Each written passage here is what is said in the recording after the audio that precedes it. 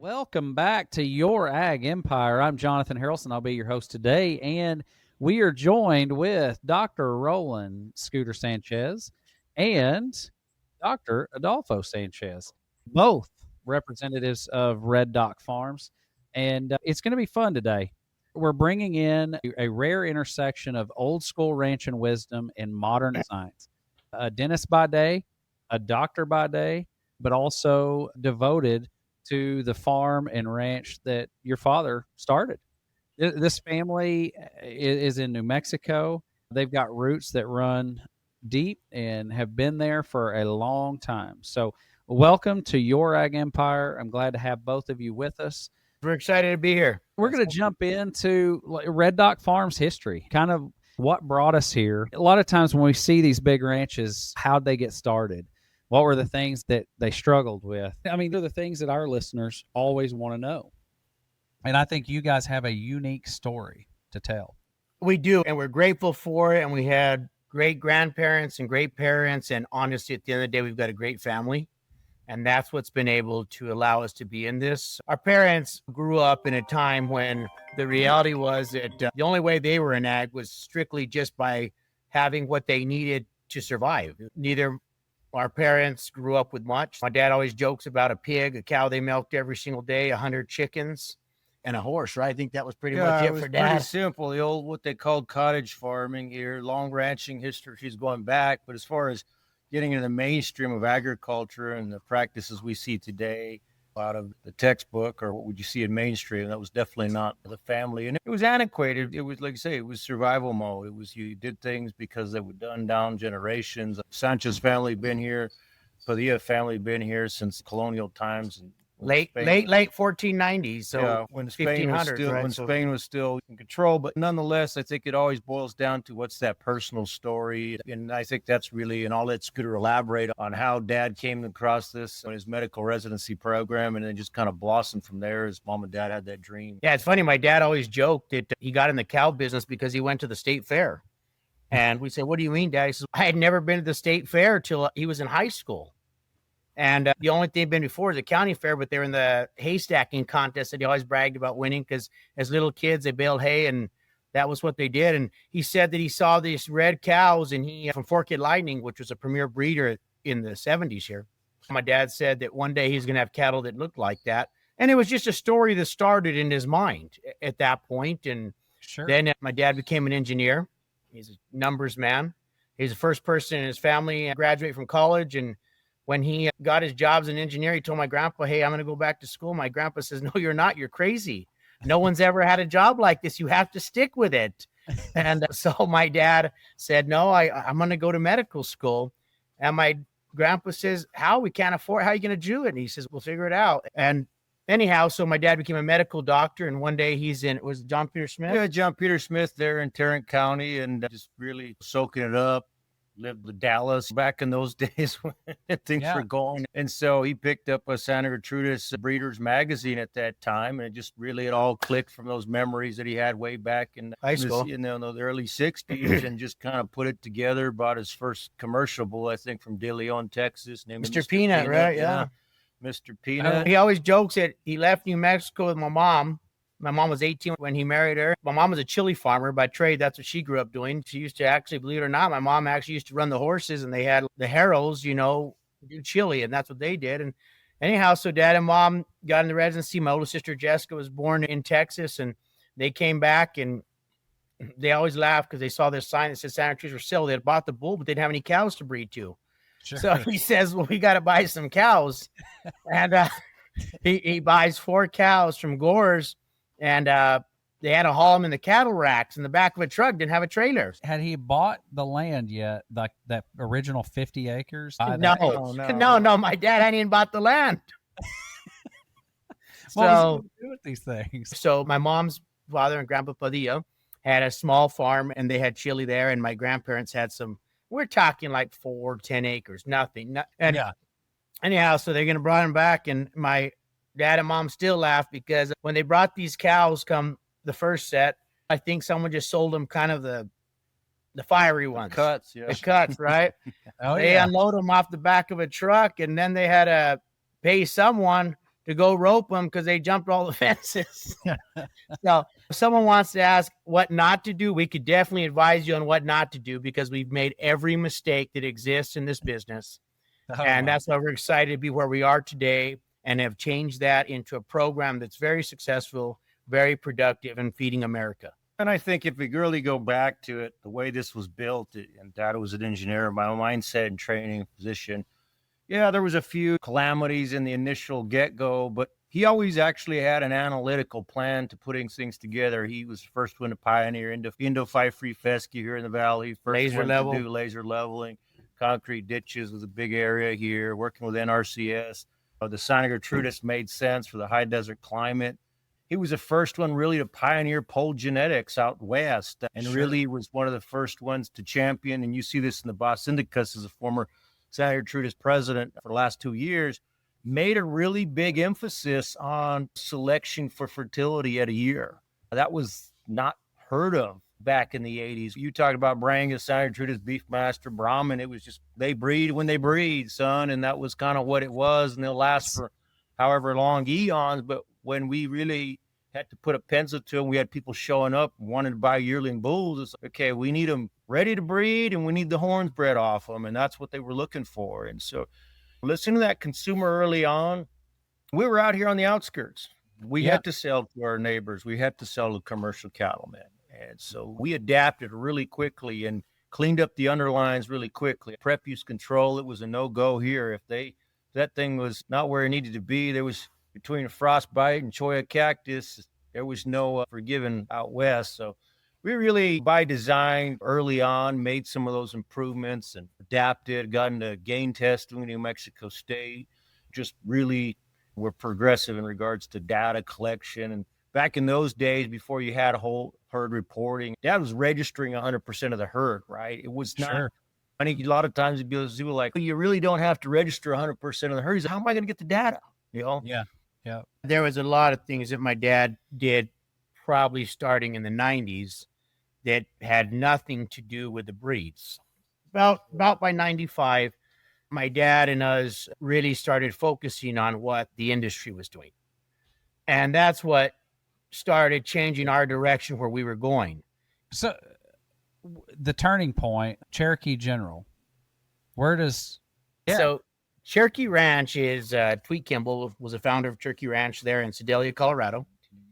And my dad came across her and we started working together probably in about 85, maybe. And they became good friends. Tweet Kimball hosted the National Western Stock Show in Denver, Colorado. And Tweet had a completely different mindset than most people, because at that point, she was the only person really in the West that was making all these changes. And a lot of her genetic base was Rockefeller genetics, Winthrop Rockefeller out of Arkansas. Polled, dark red, heavy muscled, and early maturing. And so, of course, we got on the Cherokee bandwagon. And as we were starting to develop, we were looking for an animal that fit more of the industry.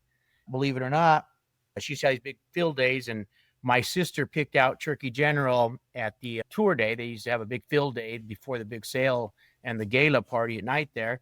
And she found him in the show barn, and she said, well, he's not for sale, but since I own his full brother, Marshall, we'll sell you the General. And that's how he became ours. And we brought him home. And this is no joke. We didn't have a pickup truck to bring him home at that point. Now we had a van with a bobtail trailer, and we slid all the way down, I think, from Colorado to get him home. But we always joke, but, you know, we're 6 kids. And so my dad had to take the van to get us all up there. And here we come. And we've got Cherokee General. And Cherokee General was a freak in the industry. He was extremely heavy muscled. He was extremely efficient, easy fleshing, beautiful udders and teat structure on his heifers. And we started gain testing his calves. They were the top of the Tucumcari gain test. And then we slowly led him into Mexico with semen sales, and he started building our international market. And so Cherokee General is kind of the bull. And if you come to our house, you get to see his mount still. But Cherokee General kind of put our print on the industry back in the 80s. And I was going to say, back in the 80s, like, even didn't the King Ranch even selected some of the genetics? King Ranch selected that bull. He was one of 2 bulls. Welder Ranch is no longer there in Victoria. I think Nugget was another bull. And again, these bulls They had the EPDs, they were performance pools, but they fleshed up right. They had the females that were productive and everything. And going back to when you say turning point, when we started, we had a lot of South Texas stock, beautiful cattle, body, but they were big hide, they were horn. And out west, we knew we needed something to get us into that direction, right? Because those genetics, and this is what you hear always in the eared industry, they make beautiful heifers, but I don't know about their bulls. Every now and then right, yeah. they'll produce a good bull. Cherokee General comes along and it just, boom, stabs Smash. those calves one after another. All of a sudden, everything you go out there, those are General calves, right? The bulls looked the part. Yeah. You just have inbreed heterosis, right? Which we forget about sometimes. We're always talking about heterosis from outside of the world, but within a breed, you take that inbreed heterosis and you get that pop and you get that style and everything. And it just all came together at the right time. And then we were just on that trajectory where mom and dad really said, you know what? We're really looking at that long range plan. Not that they knew about long range plans in those days, but they looked at what we can do to keep our kids in this for the long haul, and God willing, their kids in this thing down the road. And that's what this has turned into, generational project here. We brought in some new different models, and at the end of the day, sustainability. But really, back in those days, it was simple. We needed a product that would work out here in this part of the world.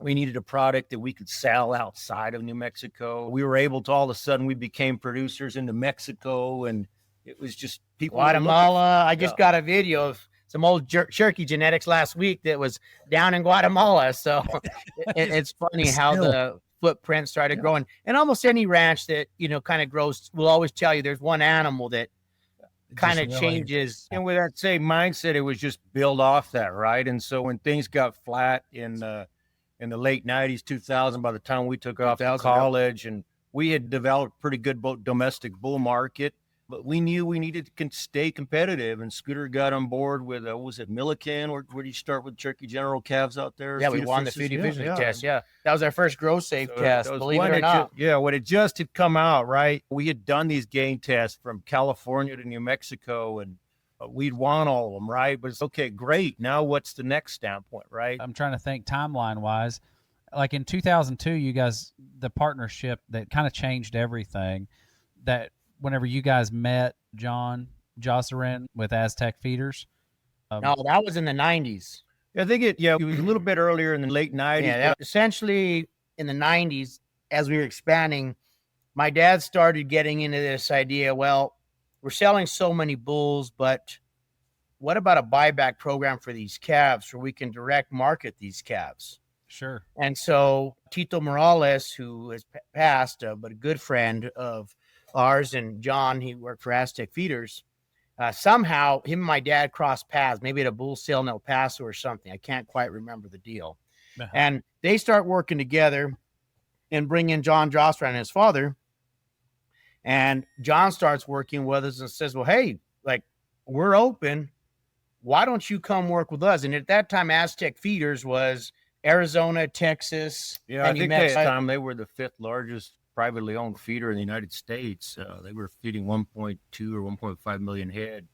Oh, wow. These guys, they had experience. They had paid their dues in the beef industry. And so it was like, hey, we've got to do something. And there was a lot of changes in the industry at that time. I remember, you don't think about it, but seed stock weren't bringing much more than now to $1,500 a bull in those days. And the world was changing pretty quickly. I think certified Angus was just starting to roll out, if I'm correct. But it was a different industry, and, the show deal and all the rest of that stuff, all the genetics that was selected on that was kind of tanking at the same time. So we were definitely looking for another avenue to stay competitive. So did your dad, like in those years, was he focused on that feed conversion aspect? No, we really didn't have that all tied up, be honest with you. But what my dad had really focused in the late 90s was this plan to build a buyback program to market the calves out of our buyers' genetics and get our buyers what they deserve for their calves, which is the improvement that they were putting into their herd. They wanted them to make the marketability and the profits. And so we actually would buy 100% of the calves, or we buy 50% of the calves. And a lot of times people wanted to own half the calves with us. They just couldn't do it on their own. Sure. And so then we started working with Aztec, and before we had 300, 600, 700,000 steer calves on feed. And our buyers did incredible with the calves. And the reason they did incredible because the calves fed so efficient. Sure. At that time. So we're like, wow, this is astonishing. Here's a national average pen, right? The national average at that point was like 8.5 to 1 conversion. Mm-hmm. And then you got this pen at this point that's maybe doing 6 to 1, right? And so we were like, we got to keep an eye on this and start tracking it. And about the same time, here's this lady from Canada, right, who's working on Grow Safe. And I had heard about it. I was at A&M and I was like, Dad, we've got to get on this efficiency measuring. Yeah. And so we sent a set of bulls down to Texas. That's where they had that first test there, public test, and we won that test. And after that, we just put the nail in the coffin and doubled down on efficiency. And 26 years later, we are still on it. And now we're excited. We've got a very large system. It's 100% dry matter intake testing on Grow Safe systems. We know every pound that goes in that animal, and we know what's coming out as red meat. We also have 100% water efficiency testing. So we know exactly how much water these animals are drinking to produce that red meat. We know our print, what we're doing in the environment. We're reducing that print as much as we can always to protect the resources for the world that our kids and great grandkids will need to stay in this industry. And I think at some point we're going to have to test the nutrient density of these animals also. I would be interested in actually checking that out and seeing where you guys land. I mean, those are things we're definitely open to looking at. We've done a lot of research from Carcass, West Texas A&M, Utah State, that pioneer landmark heterosis study, predominantly red dot genetics here, but going on about 10 years ago now. So, I mean, I think that those are the things we're going to continue to move this thing. But going back to Scooter's point, when we really look at what got us into driving some of these forces, it really goes back to relationships with our customers. When we saw these folks, and I think really the story that comes to mind is we live in a small community, right? We got a ranching family. There's a lot of people, this is what they make their living off 100%, right? Yep. There's some folks down the road in a place called La Jolla, and I'm talking about rough country. We're talking about 120 acres to a cow. It's rough. It's been probably not the graze best, kind of we all call gorilla grazing out west. But these folks bring their steers to us, or they come to us and say, these cattle are going to offer me unmerited discounts. They use those terms, but they're basically going to take it, right? And they only had one opportunity to go to the sale barn. And that's where really Dad got innovative. He says, look, I got these guys, and they're saying they're going to take a beating on these calves. And that's when we reached out to Texas. Because again, it was commodity cattle, right? It wasn't per se just a hide, color, other factors like that. You have a handful and you're not bringing in too small a groups, you cattle, don't have right? a full load. It's all these things that they come up with at the sale barns. Correct. And so we really said, that at that point, we've got to make a relationship with those customers. And that's really where things stemmed on from. And that's what we continue to work on today. And obviously, we've got a lot more data. We've got a lot more tools, green steak. We've got feed efficiency. We've got genomic EPDs. We got all kinds of different tools. But at the end of the day, it's coming back with a relationship with our customers to say, hey, you can go directly to the barn. Here's the data for you to take it. You can go direct to the feed yard, or you can come back through a verified program. And it's a tough thing because we're seeing progressive breeders that want to get in this thing. And yeah, hide's been a color issue and those type of things. But for all intents and purposes, the biggest issue is when you've got just not enough numbers to be sufficient. And so I think that's the thing. But we want to be there with our customers going down the road and give them the tools to be successful. Absolutely. I recognize that. And I think it gets back to the fact that you guys are actually ranching. Like, not only do you have the seed stock business, but you guys have got a sizable commercial herd too, that you live and die by these genetics. And the other thing is the harsh environment. Like, I've been out there. Those cows look fat, and I don't know what they're eating. They don't know what they're eating either. But that's genetic selection, And I've got genetics from you guys here in Central Texas. And honestly, they've been very cheap to maintain. They are roly-poly fat. They've bred back really well. I've been impressed with them, even though, Scooter, I've had this conversation with you. I was reluctant to buy Santa Gertrudis cattle, but I was like, what?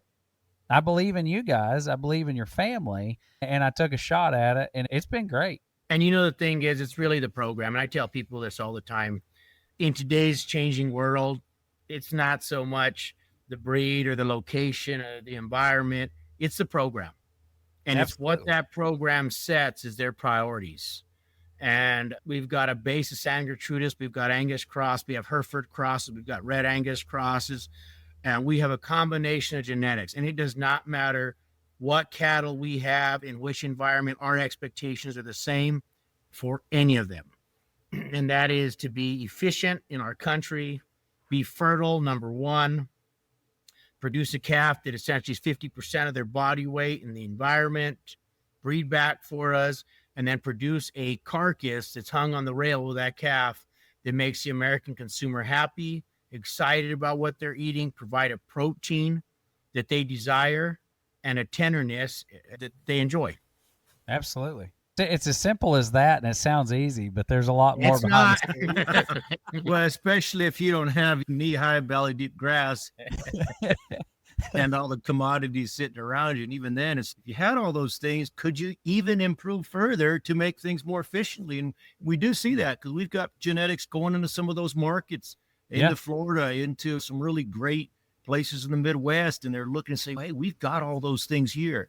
What can we do to enhance longevity? What can we do to enhance performance, fescue tolerance, all those other factors, right? And so wherever you're sitting at, there's genetics out there, and we believe we've got a product that can go across the United States and global, and the results are out there, right? But yeah, we've got cattle in Kazakhstan, we got cattle in Australia, New Zealand, Paraguay, Uruguay, you name it, Guatemala, Honduras. Hey, I bought a bull, and we've been promoting this thing and visiting with folks. I'm kind of hoping we get to sell some semen packages out in Brazil. And it's these little things that I never thought that and I'm a small guy. Like, I was not trying to get into the purebred thing, but just as a commercial cow man, I thought, why not? And we got into the game. You guys have been instrumental in helping me get there. And it's been fun. It's been fun to see how well received the breed is and the genetics are on a global scale. I had a conversation in Australia. I was in New Zealand. We were having a steak dinner, and I'm talking and showing these guys, they're ranchers in Australia, and we're sitting there talking about our bull genetics and the things that they have. And it was just really, it's the commonality that they knew exactly what we're doing. They knew about you guys, had heard about you. Like, there was just a lot of things that were kind of neat about that conversation. Now, I want to shift gears a little bit. So the Sanchez children, now you guys, we go to shows, we go to all these things, and there are kids all over the place. Keeping the legacy alive, how intentional are you guys about passing this down, and what does it look like in practicality? I think the only reason we work this hard at what we do is for our children and their children and theirs to come. My parents worked incredibly hard, and they never gave up their idea of faith in God. They never gave up their culture, and made sure those things were a priority above everything else we do. That's still number one.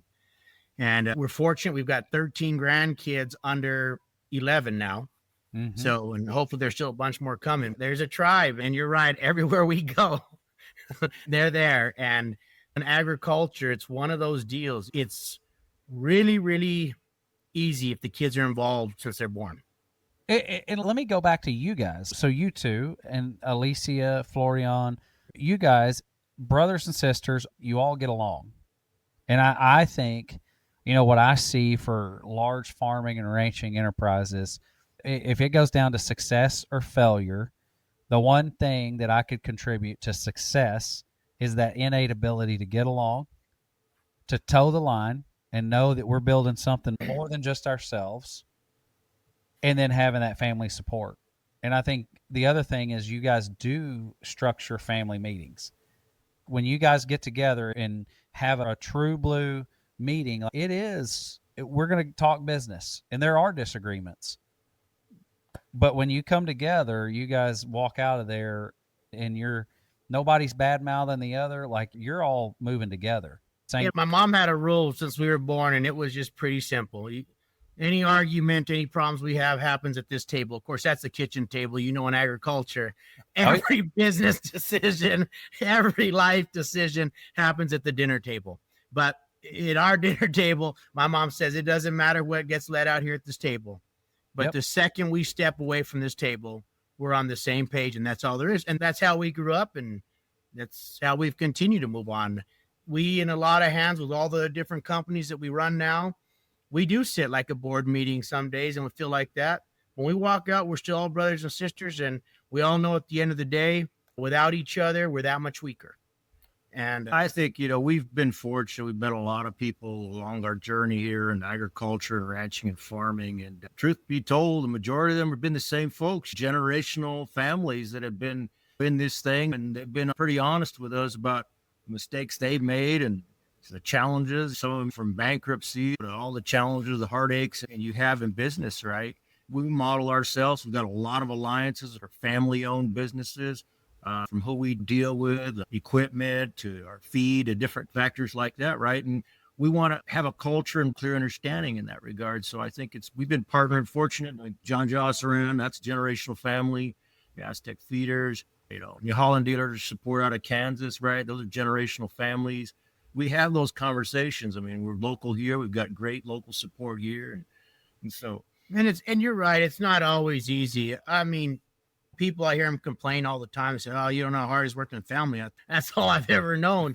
But it's not always easy. And the reality is sometimes it feels like it's easier to break it up. But once it's broke up, my dad always says you won't be able to buy it back. So figure out how to work together.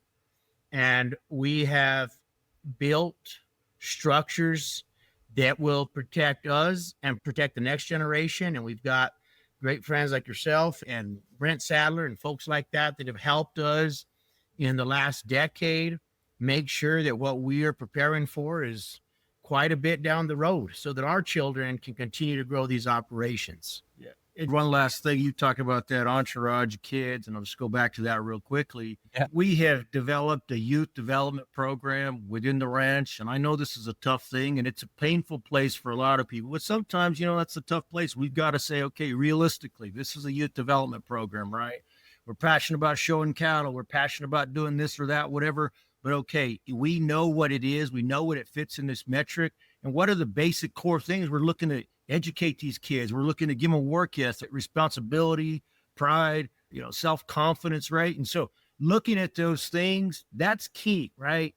Whether the kid wins a champion or not in agriculture, that's sometimes like, man, we got that competitive spirit. Let's go at it. Nothing stops at it. You can squander a lot of that ranch going after whether it be rodeo or show cattle or any of those other entities, right? So True. I think that's one of the things we're looking at. How can we build this thing? We're building young men and women in this next generation.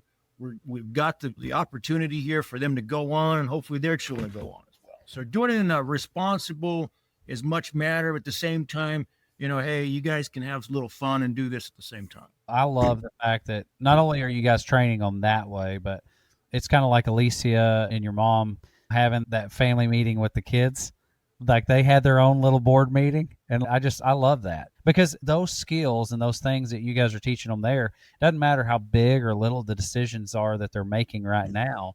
They're going to be able to sit in a boardroom and do a $40 or $50 million deal down the road. And it's not going to be a shock to them at that point because they believe in themselves. They have a work ethic. They know that they can achieve whatever it is. They need that built up now.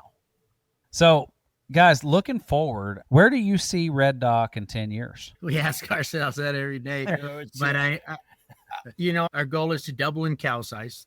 Okay. So that's definitely one of our deals that we're currently working on, advancing that and size. Our end product, I don't know how familiar you are, but we're raising a lot of row crops now. So we've got corn, we've got pumpkins, we've got green chili, we've got an orchard. We've got different lines of orchard apples now, which will have their own products. And then we've got, of course, still the hay and all the sorghums and that type of deal. Of course, our bean business, which our beans are very popular, growing market quickly. But what we'd like to end up having is an outlet store that has our product. So that's our natural meat products and our vegetables and our crop products that we are raising. I think that's our goal in the next 10 years is to continue that portion of Red Doc Farm, at least from the ag side of Red Doc. Sure.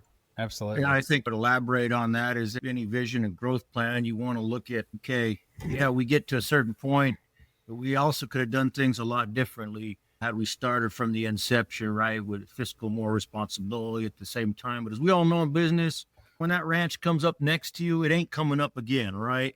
When that opportunity comes up to buy a cow herd, it's not going to come up again. And so that's the dynamic that you have to constantly deal with in that 10-year plan.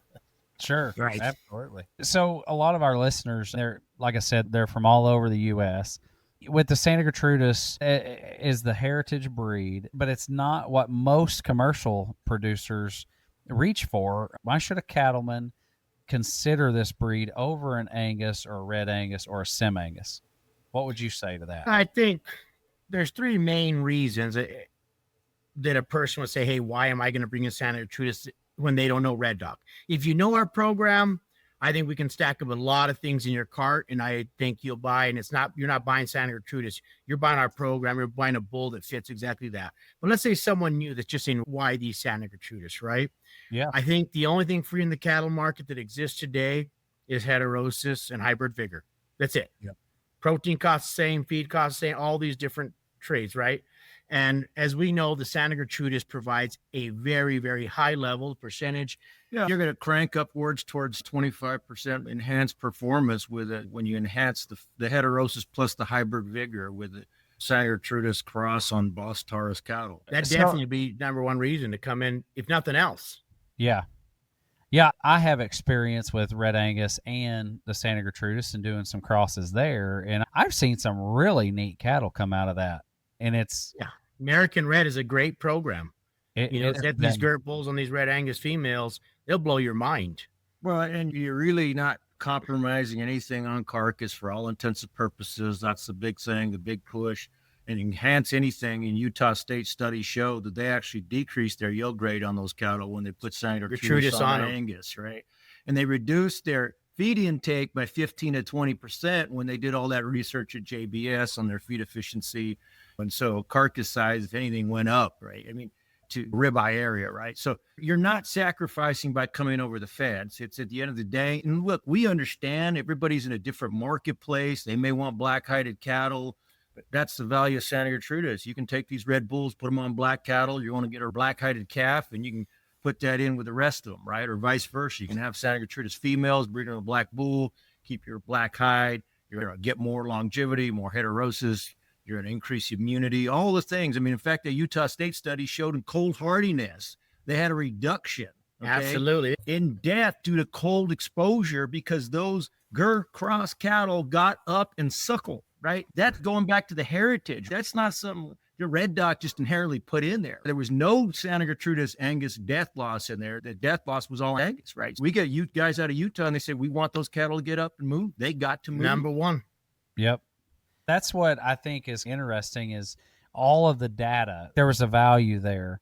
And I think now, like, you've got some really neat stuff that, you guys have put your money, your time, your genetics to the test and done it nationwide. Like, it's really cool to watch.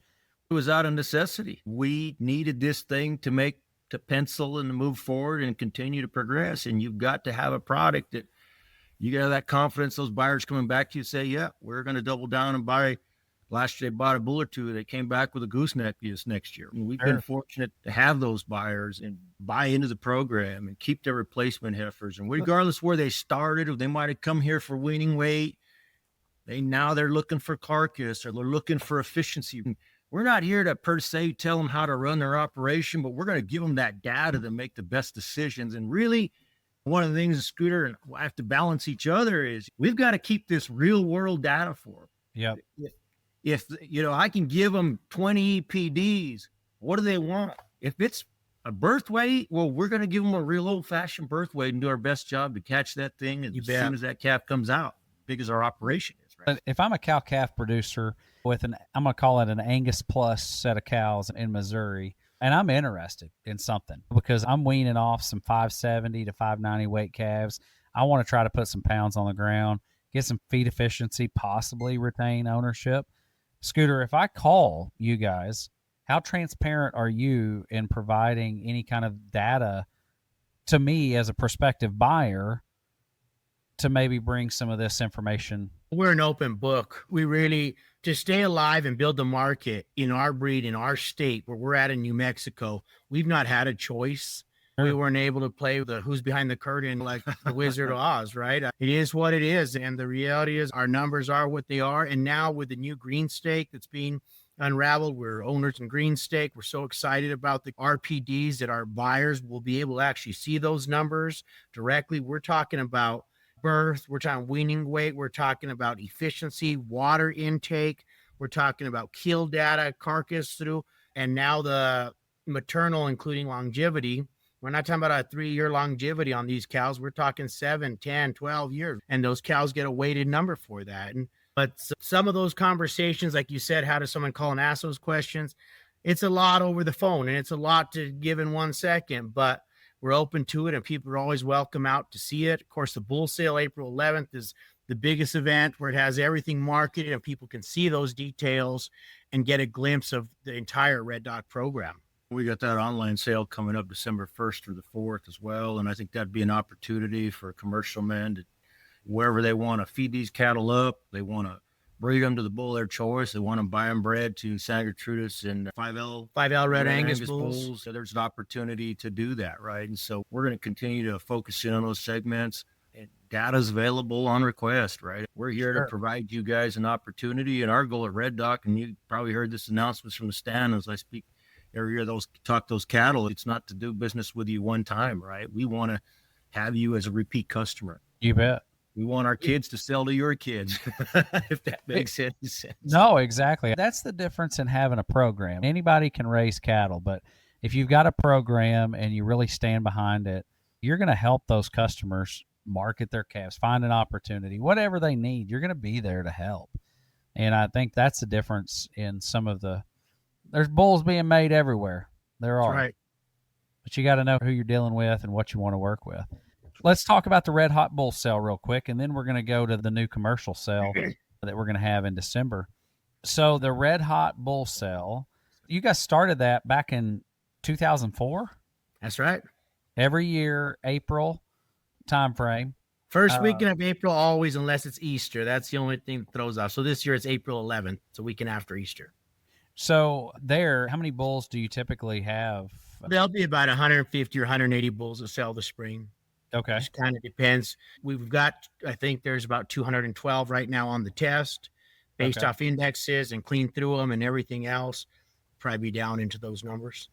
Do you, when it comes to those bulls, are you utilizing like the E index? So will they all have an E index? Yes, sir. Yes. Okay. Yeah, we use it. They'll all have the grid index and they'll have the E index, every single bull in the sale. So all those bulls will be, unless something airs, or sometimes you might have a time or a out on the age or something, but all intents and purposes, 100% of those bulls are going to be all feed efficiency tested through the Vitelli Grow Safe system. And then we'll also work through the grid through Iowa State and be able to, focus on those yield grades on all those bulls. And we'll also pin down. We also do a feed to gain. We crank that down to a percent cost of gain. So actually, per pound, right? Yeah, per pound gain. So, and all basis off of your feed to gain ratio and feed efficiency. So we can actually tie that to our ton cost of feed and everything else. So a lot of our ranchers really like that. It gives them opportunity to say, okay, yeah, that's great. Those EPDs are great. And I don't understand RFI or RFI, but here, look, this is what it is. And so we'll put it. I'll tell you this.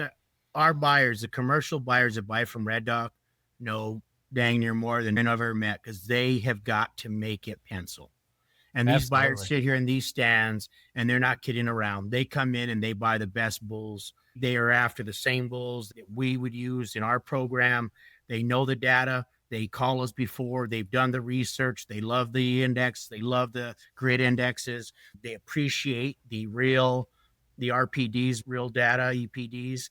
And that's what we're here to provide for them. And we find, our progressive commercial cattlemen are oftentimes outpacing what a registered guy would pay. Absolutely. In some of your breed cattle. They know what they want in today's cattle market with steer prices and heifer pricing would be $150, $200, $300 a head difference. Last year, what did the bull sell average per head?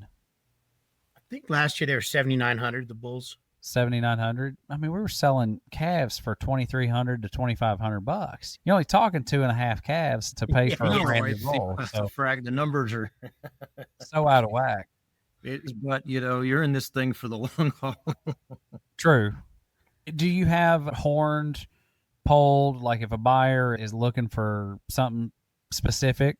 We've got horned, polled, and scurred bulls. I'd say that we're probably majority polled bulls, but we still we don't get rid of an animal because they're horned. Top genetics is top genetics, horned or polled. Absolutely. I totally agree. Okay, so we've got a special opportunity coming up here in December. Tell me a little bit about this new commercial sale that you've got going on, and kind of what's your thoughts behind having it, and then some of the cattle that we're going to have in that sale. I guess it's been 23, 24 years since we started new sales. So we always got to keep, expanding and growing our market. And we constantly have calls for females. We sold out of females, and I guess since 2020, every single year, we're constantly sold out. And it becomes kind of a problem because people were always saying, well, did I call in time? And we finally just said, look, for 2025, we've got to go to a more fall sale so that anybody that's interested in these cattle are available the same day at the same time. It's not calling and pre-ordering, getting that deal done. They're open to anybody in the industry that wants them. And it's just a little fair for everybody. And also for us, instead of sending trailers out 10 weeks apart, we can bring it all into one event. We have changed the platform. The big bull sale in the spring it's a heck of a party and a big event here at the farm and headquarters, and music and everything you could expect out of a sale. The fall sale is an online sale, which we've never done before. This is our first time doing it, and we're using DVA, and Weightfish has been a great help getting us out on this new journey.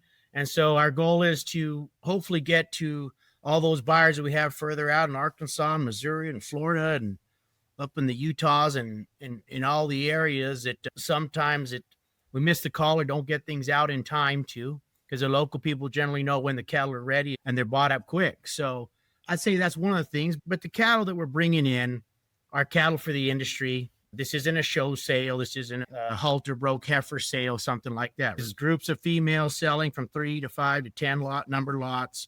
You've got weaned heifers, young weaned heifers. These are March, April heifers. You've got yearling open heifers that have been ultrasounded. The heifers have been tested. These heifers are about mostly like September 1st heifers. So they'll be 14, 15 months ready to turn out on bulls. We've got a set of bred females that majority are bred to 5L Red Angus. We've selected the 5L bulls because, of course, they use the Grow Safe system, and we're able to find bulls that are similar to the Red Dock bulls that tie in efficiency and longevity of the 5L herd. Mm-hmm. So you'll be able to buy females that'll produce American Reds that will be able to qualify through the Red Angus programs, as well as the Green Stake programs. And then there's a set of heifers that are bred to purebred Santa Gertrudis bulls, and a couple that are bred to Hereford bulls. And then finally, there'll be some 3-in-1s that are off one of our desert ranches. We have an odd season, and they kind of fall into that later group of calves. So there'll be a set of those as well, and video should be up here this week.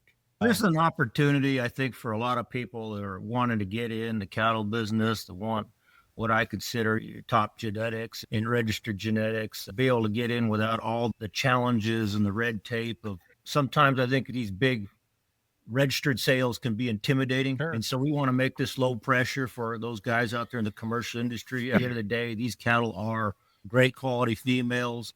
Instead of, we've got limited manpower and resources and the rest of these things, and fiscally we're trying to come up with a way to condense this all together. But I think at the end of the day, great opportunity for commercial cattlemen to get their hands on some Red Dock genetics. If any of those bred females that have heifers, they keep percentage back. They're going to love them to death with their Red Angus crosses or purebred girts. So you can build a foundation herd out of those type of things. That's what I was kind of curious. I had talked to an individual the other day, and like he was trying to find some recip cattle, and he was tired of the junk that they were getting at the sale barn, and was really looking for something with some value. And I didn't realize that there was such a, which, I mean, I guess we all should know that the price of cull cows right now are so high that these guys can't find any recip cattle. So it's one of those things where I've been curious, where would they fall in as far as any of them that maybe they've got some value on the ground or they're bred back already? Would these be prime candidates for something of that nature? I mean, for recep cows, this would be a home run. This is someone's dream herd for recep cows. And I'll be honest with you, Red Dog Farm uses our ohm cows for receps. Yeah, we ran our herd situation. So we love the Santa Gertrudis for recep cows when we do raise embryos, because the weaning weight that they'll bring to those calves, the milk they will produce, and our females are very fertile. We have very good results in conception with them. So I think that would, I'm not saying that's where they need to go, but man, if a guy got these as his recep herd, I think he'd be a pretty happy individual. I know that the bags, like my personal Red Dog Santa Gertrudis cattle, like the bags are just, they're so pretty. It's just spectacular watching that. Udders are so important. We're not in the milking business. We're not going to go out at 2 a.m. to milk bad udder decals. They're on the packing truck. So yes, does it happen still in a herd our size? Yes. Genetics every now and then line up. But in general, the Red Dog Farm bag teat structure is just so pertinent to this operation that anyone that even looks funny, they're gone. Sure. You going to have any of the Gert Hereford crosses in there? Yes, there'll be a set of Gert Herefords. There'll be some Gert Herefords in the fall, and there'll be, of course, in the spring we sell a lot of Gert Herefords. But the fall sale will have, I think, more opportunity on the Gert Red Angus. But there'll definitely be a set of Gert Herefords, absolutely, always. So, yeah, I know there was several folks have asked me where they could find some Gert Herefords. I think they're very comparable to a Tiger Stripe female or something of that nature. And I think guys are kind of hunting. The biggest advantage you're going to have with a Gert Hereford is docility. And with a Red Dog genetics on that footprint, you're going to have that competitive carcass quality. Correct. You're not going to have to give up carcass with the Red Dog females. So when you're breeding them across anything, that is definitely a huge plus in the competition if you're choosing which way you're going to go. And if we're having, like I've had several newer, younger producers that are getting into the system and they want to buy, they don't want to just go buy junk. They want to buy something good. What advantage as far as longevity goes in these cattle? What are you guys kind of seeing on your end? Depends which ranch you're at the Red Dog operation. But of course, the valley cattle last longer, right? They're not at the very, very top of the ranch. We preg checked this fall and we're seeing a lot of 12-year-old cows. I would say that 12 is a very comfortable age for the Red Dog cow. And I think the national average for a cow in America today is 7.5. Is that right? So 3-4 extra calves you get to sell off your cow. That's a priceless opportunity to a program without having to replace that cow. And that's what we see here in our operation. That's huge, especially for what the type of investment that they're going to be, you know? Correct. Any ideas what you think price point these things are going to be at? Speculation. With today's market, I hate to say it, but they'll bring what's fair. That's for sure. The cattle will bring what's fair. And they're going to bring what they bring, and we're going to hope that they go to a good place. And hopefully down the road, those guys are going to be repeat buyers, right? We're looking at this more than a one-time sale. And so I think that, Jonathan, you'd probably have a better handle on where things are at right now and throwing some numbers out there. I've seen them all over the place, and $3,000, $4,000, $5,000, up to $6,000 for just commercial type females. But I think that they're going to bring what they're worth. It's a first sale. I will say we're a little short here getting at the end of marketing towards the end of the year. So it might be an advantage for whoever's out there bidding and buying on them. But the cattle will speak for themselves when they get there. We've got an incredible group of females, and we've got enough variance in age. But what I'm excited about is we're not hustling some old cows. There's no 6 and 10-year-old. There's not even a 4-year-old.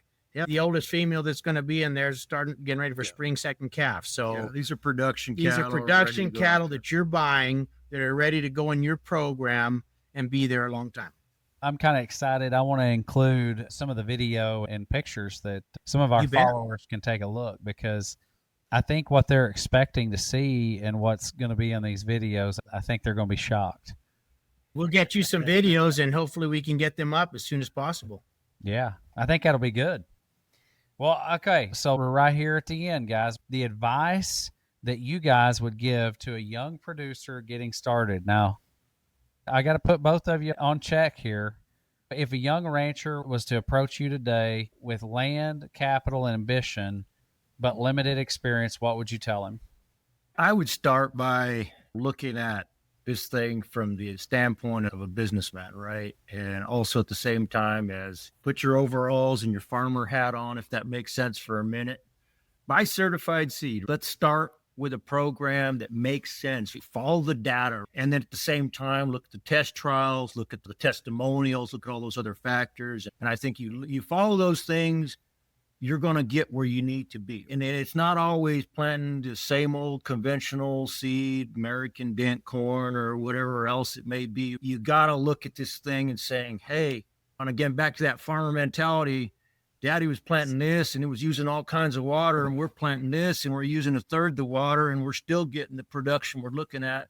Why not? What do you have to lose? And I think that's the thing.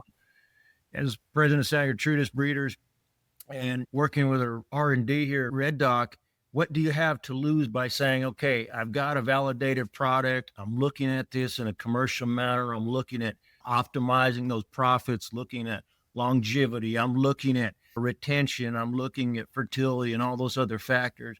I link up with the program. I look at my environment. I look at my area where I'm going to sell this product. And that's what my advice is, look at these factors. The guys that do the commodity stuff at some point, yeah, you're going to do the regular same stuff you always done. But if you're a young guy getting into it, it's a different world. And you're going to have to find your edge versus what's out there already to establish your footprint in that beef industry. And so I think that's always what I look at is for a young person bringing to the deal is, hey, look at this thing objectively. You got 100 cows and you're looking at weaning weight, no brainer. Why wouldn't you look at an outcross? You're looking at enhancing herd health. You're looking at making that pasture go as far as it can, right? Look at those efficiency genetics. And I'd just say, if you're a new guy and you're getting into this, look at it just like a business. What I think ends up happening is it is a legacy to our family now, and it is a lifestyle. And I get all those things, and we love it. But the reason why we're able to make it that and continue that is because when my dad started, he was that guy. My dad did not know the cow business. He did not know the industry. He did not know what his grandpa had or great grandpa had. My dad had to start, and everything he had to look at, he had to look at it, and then he had to ask the question, oh, it's the best. Why is it the best? Okay, it's because of this. Okay, and why is that accurate? And where did you get that? And so that's what I challenge anybody, whether it's us, Red Doc, or whoever else you're looking at. Man must measure. Ben Olivares, our great mentor, taught us that when we were really young. And he says, in a program that doesn't measure, doesn't know. And when you don't know, you're selling bull, and the wrong type of bull. So I just tell them, see the measurements. It's like anything else you do. And if they go down that road, agriculture is still the best way to raise your children. It is the best lifestyle that exists in America, probably in the world. And I hope that we have a product that can help their operation grow and that they can continue to be successful at what they do long-term for their future generations. Scooter, I got one more question. Okay. Non-negotiables. Okay. Non-negotiable. Now, when Red Doc is looking at genetic selection and what they're going for, you have got a gift. I've been with you out there. I've looked through heifers with you. I've looked through bulls with you. Non-negotiables. What are the principles that shouldn't be compromised when you're sitting here on genetic selection? If you're a young guy or gal that's trying to build an operation, what are you looking at as a foundation for someone? That's easy. Fertility, number one. If you do not focus on fertility, it's all a joke. There is not a calf every single year that's brought to the table, and you cannot follow that cow and her cow lines. You're already out of business. That is a non-negotiable for me, is for fertility and early maturity. We do want our females, and you hear both sides of this. Red Doc wants our females to mature early, and that'll correlate with carcass. It'll correlate with the end product for the consumer. And I would say that's number one is fertility, and then two is efficiency. And those are two things that Red Doc does not budge on. And I'll slide one in there that he probably been around him for a long time, going back and forth on genetics and me throwing data and different things. But I'd say his number two, and I could be wrong, is easy fleshing. if that animal doesn't flesh, that's going to be Scooter's no criteria. She's not getting on a truck, or he's not getting on a truck to be worked up for sale or those type of things. So in this country, we can talk about everything, but what the good Lord gave us out here wasn't much. And so, and that's what I mean by efficiency. He's right. We have a picture of them just at weaning, looking at them off efficiency. And it's that easy fleshiness. That is, you either breed it into them or you feed it into them. And we don't own a feed company. So we're in the breeding business and we breed it into them. But they got to look the part, because I've been around a lot of, efficient genetics out there. That's right. At the end of the day, those guys, which a lot of people still, they're going to take them to the barn, they're going to order by them, those type of things. They've got to flesh up. And our bulls have to hold up, and our females got to hold up wherever they're in grass, belly deep, that's all water, or out west where there's not much of it. Love it. Guys, we're right here at the end. Well, thanks for having us. We really appreciate the opportunity, and we look forward to meeting with anyone that's on or has questions. They can contact us, email, phone number, get a hold of me on my cell phone. We're always available to meet and discuss and share the knowledge we have, even if it's not selling you something, just questions. We've been there. We've struggled through many things to get to this point. And if we could help someone from having to go through those same process, we'd sure be happy to. Man, I'll just quote my dad there. He said the best lessons I ever learned in life were out of my back pocket. So we've done a lot of those things. And, we're in the beef industry. We've got a story. It's a story that's far from being gone and over. So we're going to continue to be working on this diligently, building those genetics out there for the beef industry to make those commercial cattlemen profitable down the road. I thank both of you for being on the show. And if you're a producer and you walked away from this conversation with a big idea about your own operation, it's something you need to change. If there's one thing that you would change the way they think about their herd, their sales strategy, or your breeding philosophy, what would that one thing be? I'd change an easier way to collect data on cattle, because I'm telling you what, to run this many cattle and to collect the data, the DNA, the genotype, the print, the sire verification, the carcass, the ultrasound, the hanging on the rail, it's really the data merging that is, and I don't know how to change it.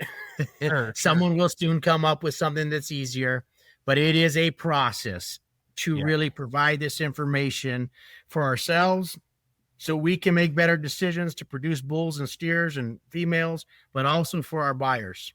That is the hardest thing. I'd echo that.